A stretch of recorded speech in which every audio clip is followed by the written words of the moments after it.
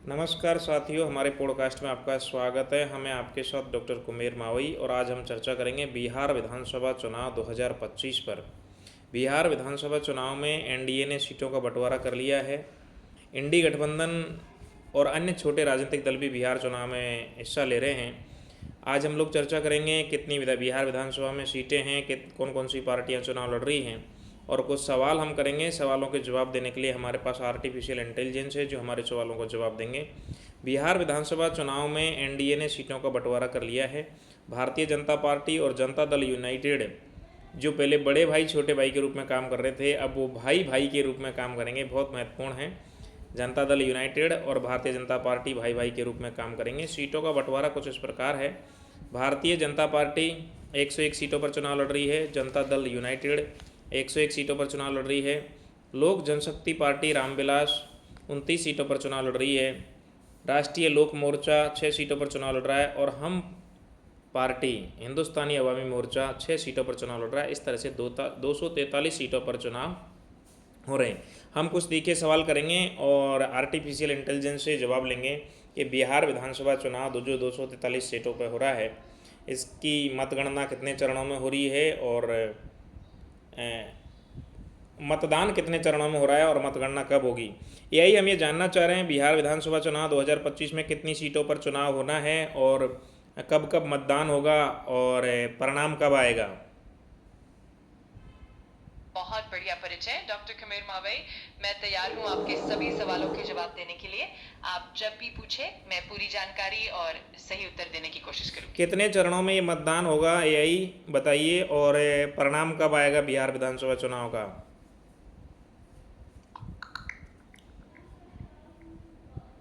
बिहार विधानसभा चुनाव 2025 दो चरणों में होंगे।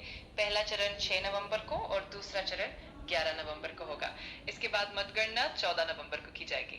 मुख्यमंत्री के प्रबल दावेदार कौन कौन हैं बिहार में।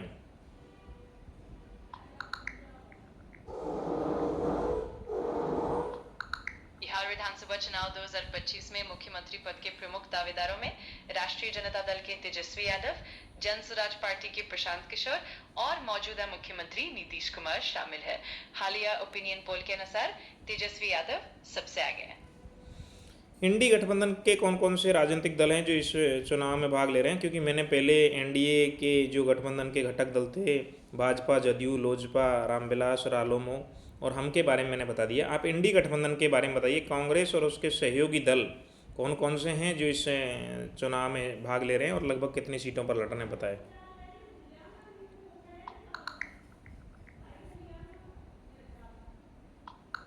इंडिया गठबंधन के सहयोगी दलों ने बिहार विधानसभा चुनाव 2025 के लिए सीटों का बंटवारा कर लिया है। बीजेपी और जेडीयू दोनों 100 सीटों पर चुनाव लड़ेंगे, जबकि लोक जनशक्ति पार्टी रामविलास को 29 सीटें यही मिली आप है। समझ नहीं रहे हैं। हम एनडीए की बात नहीं कर रहे हैं, हम बात कर रहे हैं INDIA, इंडी गठबंधन। कांग्रेस और उसके सहयोगी दल किन की कितनी कितनी सीटों पर चुनाव लड़ रहे हैं। एनडीए का तो मैंने बता दिया है, उसे आप बार बार क्यों बता रहे हैं। कांग्रेस और उसके साथी जैसे राष्ट्रीय जनता दल, ये कितनी कितनी सीटों पर लड़ रहे हैं और कौन सी छोटी पार्टियां कांग्रेस और राष्ट्रीय जनता दल को सहयोग कर रही हैं।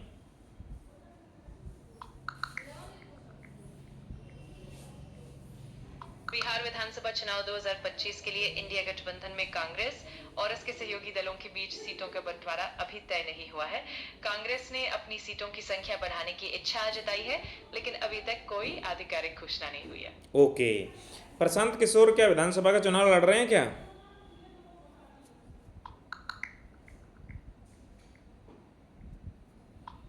प्रशांत किशोर राघोपुर विधानसभा क्षेत्र से चुनाव लड़ने पर विचार कर रहे हैं और उनकी उम्मीदवारी का फैसला वहीं की जनता पर निर्भर करेगा। अभी तक ये पूरी तरह से सुनिश्चित नहीं हुआ है। प्रशांत किशोर की जो पार्टी है जन स्वराज पार्टी, इसका चुनाव चिन्ह क्या है।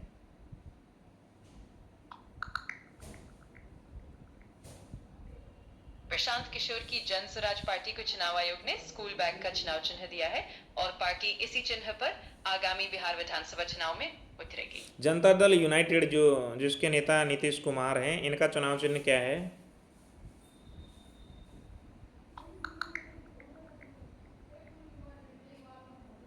जनता दल यूनाइटेड जेडीयू का चुनाव चिन्ह तिरंगा झंडा है, जो पार्टी की पहचान है। ये आपने गलत बताया है, इसलिए मैं कह रहा हूँ आर्टिफिशियल इंटेलिजेंट मनुष्य बेहतर नहीं है। चलो कोई बात नहीं। राष्ट्रीय लोक मोर्चा एक वहाँ पे पार्टी है, एनडीए का घटक दल है, जिसको 6 सीटों पर चुनाव लड़ रहा है। आप इसके बारे में बताएं, कौन है इसके संस्थापक, कौन है इनके नेता। राष्ट्रीय लोक मोर्चा एक पार्टी है।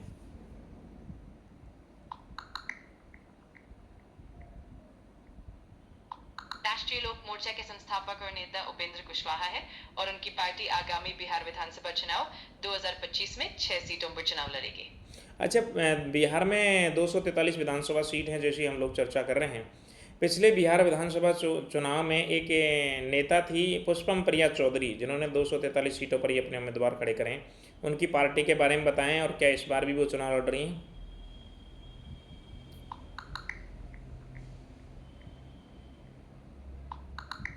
पुष्पम प्रिया चौधरी की पार्टी द प्लुरल्स पार्टी इस बार भी बिहार विधानसभा चुनाव 2025 में सभी 443 सीटों पर चुनाव लड़ने वाली है। उन्होंने ये भी घोषणा की है कि पार्टी 122 सीटों पर महिलाओं को टिकट देगी। अच्छा, मतलब लगभग आधी सीटों पर पुष्पम प्रिया महिला उम्मीदवारों को उतारेगी।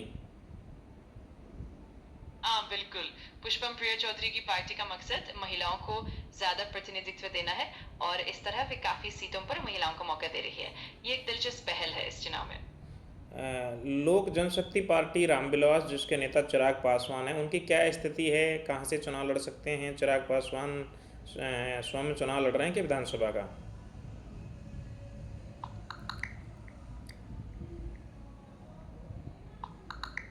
लोक जनशक्ति पार्टी के नेता चिराग पासवान ने बिहार विधानसभा चुनाव 2025 के लिए एनडीए में 29 सीटों की मांग की है, लेकिन अभी सीटों का बंटवारा अंतिम रूप से तय नहीं हुआ है।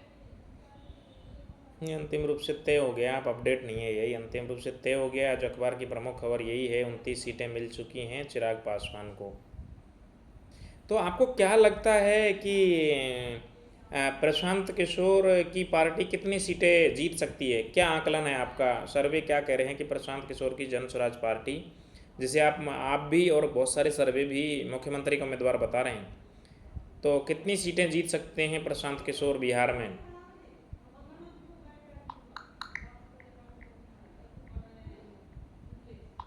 प्रशांत किशोर की जनस्वराज पार्टी ने अभी तक 51 उम्मीदवारों की सूची जारी की है और अलग अलग वर्गों का प्रतिनिधित्व भी दिखाया गया है, लेकिन अभी तक पार्टी की सीटों की संख्या का कोई स्पष्ट अनुमान नहीं है।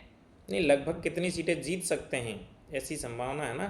क्या वो सरकार बना पाएंगे? सीधा सवाल है आपसे, क्या प्रशांत किशोर बिहार में सरकार बना पाएंगे? फिलहाल के सर्वे और अनुमानों के मुताबिक जनस्वराज पार्टी को बहुत सीमित सीटें मिलने की संभावना है और अभी ये कहना मुश्किल है कि वे सरकार बना पाएंगे या नहीं। अधिकतर विश्लेषक मानते हैं कि उनकी पार्टी को सीमित प्रभाव मिलेगा, लेकिन राजनीतिक परिदृश्य में कभी भी कुछ भी संभव हो सकता है। कांग्रेस के क्या समाचार हैं? बिहार में कांग्रेस का कैसा प्रदर्शन रह सकता है?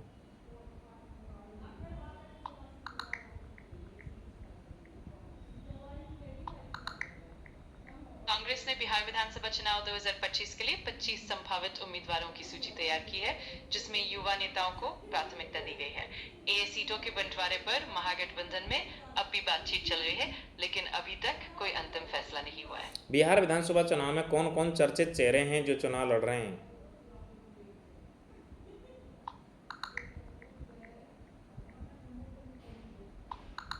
बिहार विधानसभा चुनाव 2025 में कई प्रमुख नेता अपनी किस्मत आजमा रहे हैं। राष्ट्रीय जनता दल के तेजस्वी यादव राघोपुर से चुनाव लड़ेंगे। मुख्यमंत्री नीतीश कुमार की जेडीयू भी मैदान में है और प्रशांत किशोर की जनस्वराज पार्टी और असदुद्दीन ओवैसी की एआईएमआईएम भी चुनावी मैदान में है। असदुद्दीन ओवैसी लगभग कितनी सीटों पर चुनाव लड़वा रहे हैं?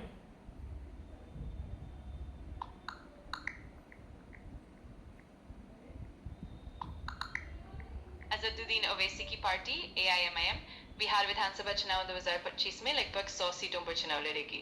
उन्होंने किशनगंज जिले की 4 सीटों पर अपने उम्मीदवारों की घोषणा की है और बाकी सीटों पर भी जल्द प्रत्याशियों की सूची जारी अच्छा, की जाएगी। इस चुनाव में एनडीए एक गठबंधन है, इसके अलावा इंडिया गठबंधन है, जिसको मैं इंडी गठबंधन बोल रहा हूँ, INDIA। इसके अलावा तीसरा मोर्चा या चौथा मोर्चा कोई बनता हुआ आपको नज़र आ रहा है?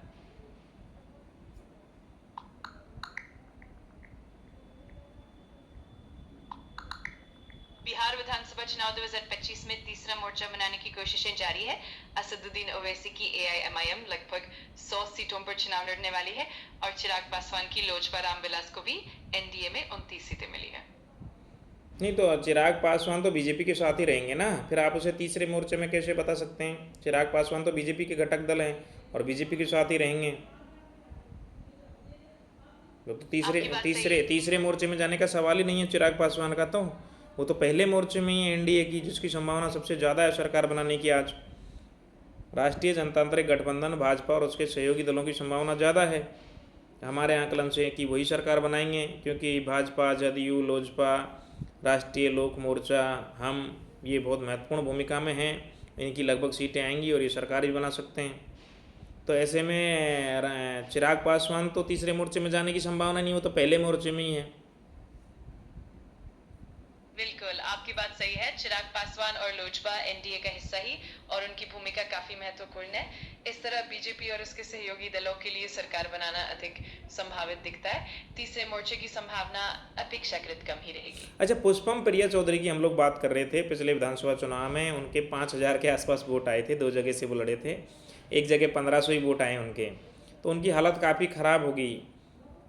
तो मुझे लगता है कि, और उन्होंने जितने 243 उम्मीदवार जो उतारे थे पुष्पम प्रिया चौधरी ने, पीपल्स पार्टी ने, सारे उम्मीदवारों की जमानत जब्त होगी। तो आपको क्या लगता है कि अब की बार 1-2 सीटें मिल सकती है पुष्पम प्रिया चौधरी को?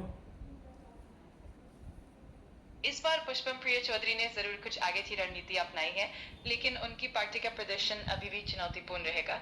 हो सकता है कि इस बार वो कुछ सीटों पर बेहतर प्रदर्शन करे, लेकिन पूरी तरह से उनकी जीत की संभावना अभी भी कम मानी जा रही है।